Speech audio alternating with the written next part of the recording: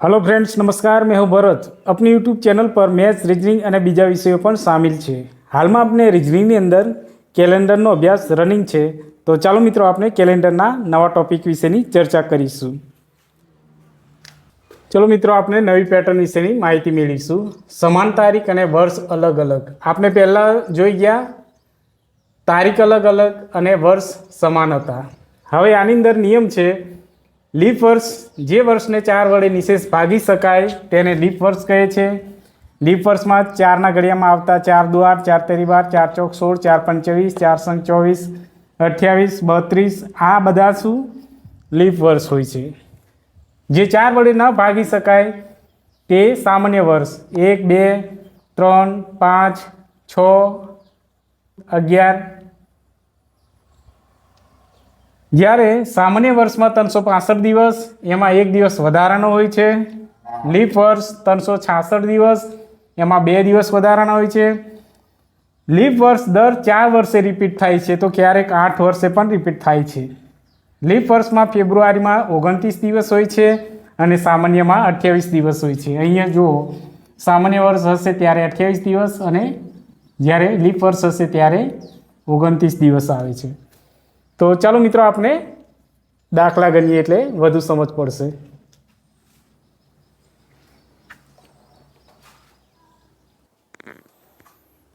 તો મિત્રો, આપણે ઉદાહરણ 1 ની અંદર જોઈએ। 9 માર્ચ 2009ના દિવસે ગુરુવાર હોય તો 9 માર્ચ 2010 કયો વાર હશે? અહીં આપણે સૌપ્રથમ કુલ વર્ષ અને લીપ વર્ષ એવું શોધવાનું છે। કુલ વર્ષ કેટલા છે? અહીં સૌપ્રથમ આપણે કુલ વર્ષ લખીશું અને લીપ વર્ષ 2010 માંથી 9 કાઢીએ તો કેટલા વર્ષનો ગાળો છે? આ કુલ વર્ષ એ વર્ષનો ગાળો છે, તો 1 વર્ષનો ગાળો છે, બરાબર। હવે 9 થી 10માં કોઈ લીપ વર્ષ છે? કોઈ લીપ વર્ષ નથી, તો આપણને હવે સરવાળો કરી દઈશું। કેટલો છે? 1। તો હવે ગુરુવાર પછીનો આ જે શેષ વધી છે, ગુરુવાર પછીનો કયો વાર હશે? તો શુક્રવાર હશે। શુક્રવાર। એકદમ સિમ્પલ છે મિત્રો। ચલો બીજું ઉદાહરણ જોઈએ।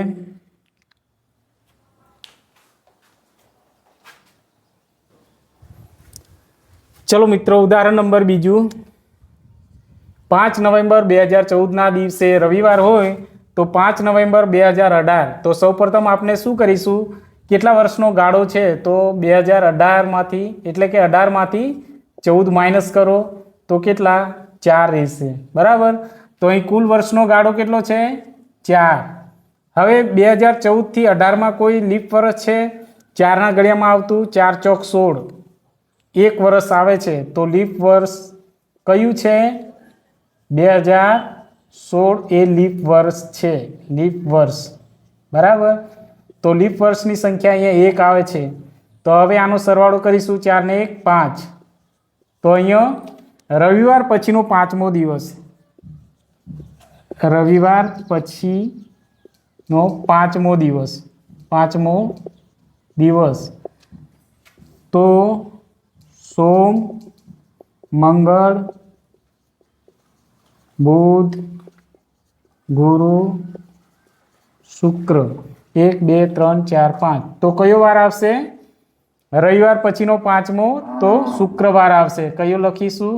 શુક્રવાર, બરાબર। આ રીતના કુલ વર્ષ એટલે કે આપણે આ જે વર્ષ છે, સમયગાળો 14 થી 18નો, એને આપણે 18માંથી 14 બાદ કરીએ તો 4 વર્ષ। પછી લીપ વર્ષ છે, તો હા 2016નું વર્ષ લીપ વર્ષ આવે, એક જ વર્ષ આવે, તો અહીંયા આપણે લીપ વર્ષ લખીશું। પછી એનો સરવાળો કરીશું, જે સરવાળો આવશે એ જ આપણને જવાબ મળી જાય છે।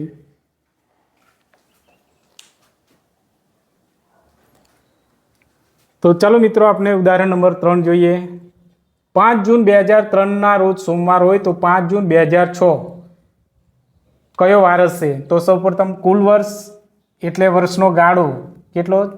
6માંથી 3 બાદ કરતા કેટલા વર્ષ છે? 3, તો અહીંયા કુલ વર્ષ કેટલા? 3।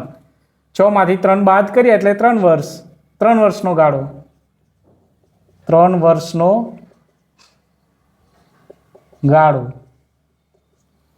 લીપ વર્ષ છે 2004, હા 1 વર્ષ આવશે લીપ વર્ષ 2004 લીપ વર્ષ હશે પછી નહીં એટલે 1 લીપ વર્ષ આવ્યું હવે 4 ને 1 3 ને 1 4 તો આ જે 4 જવાબ આવ્યો એ સોમવાર પછીના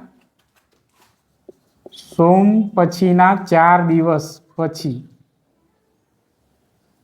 4 દિવસ પછી એટલે મંગળ બુધ ગુરુ શુક્ર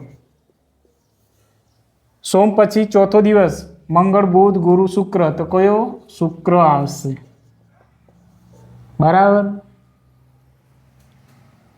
ઉદાહરણ નંબર 4 જોઈએ 9 જાન્યુઆરી 2008 સોમવાર હશે તો 9 જાન્યુઆરી 2012 માં કયો દિવસ હશે તો સૌપ્રથમ આપણે શું કરીશું 2012 માંથી 8 બાદ કરીશું એટલે 12 માંથી 8 બાદ કરીએ તો કેટલા 4 જવાબ આવશે 4 વર્ષ અહીંયા કેટલા 4 વર્ષનો સમયગાળો હશે બરાબર તો અહીં વર્ષનો ગાળો કેટલો છે 4 વર્ષ હવે લીપ વર્ષ છે 2008 આ લીપ વર્ષ ખરું 2008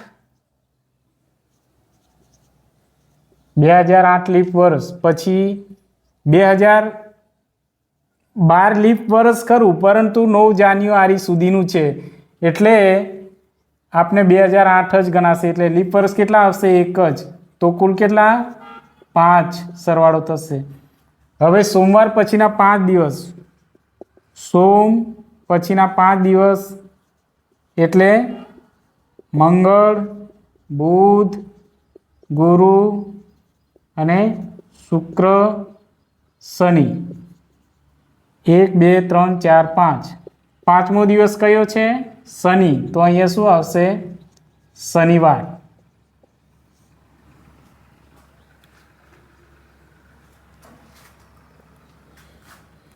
ચાલો ઉદાહરણ નંબર 5 કરીએ 9 માર્ચ 2003 બુધવાર હોય તો 9 માર્ચ 2014 કેટલા સૌપ્રથમ આપણે વર્ષનો ગાળો જોઈ લઈશું 2003 થી 2014 તો 14 માંથી 3 માઇનસ કરો તો કેટલા 11 વર્ષનો ગાળો હશે અહીંયા હવે લીપ વર્ષ 2003 થી 14 લીપ વર્ષ 2004 આવશે 2008 અને 2012 આવશે એટલે લીપ વર્ષની સંખ્યા અહીંયા કેટલી હશે 3 તો કુલ કેટલા થયા 11 12 13 ને 14 અહીં 14 થયા તો હવે 14 ને આપણે 7 વડે ભાગીશું 7 દુ 14 તો અહીંયા 0 0 આવશે શેષ તો અહીં 0 શેષ આવે તો બુધવાર જ આવશે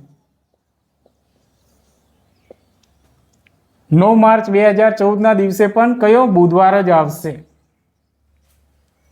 તો મિત્રો આ પેટર્ન આપણે અહીંયા પૂરી કરીએ છીએ હવે મળીશું નેક્સ્ટ પેટર્નમાં જો મિત્રો અમારો વિડીયો પસંદ આવે તો લાઈક અને શેર કરજો તેમજ સબસ્ક્રાઇબ કરવાનું ભૂલતા ના મિત્રો થેન્ક યુ મિત્રો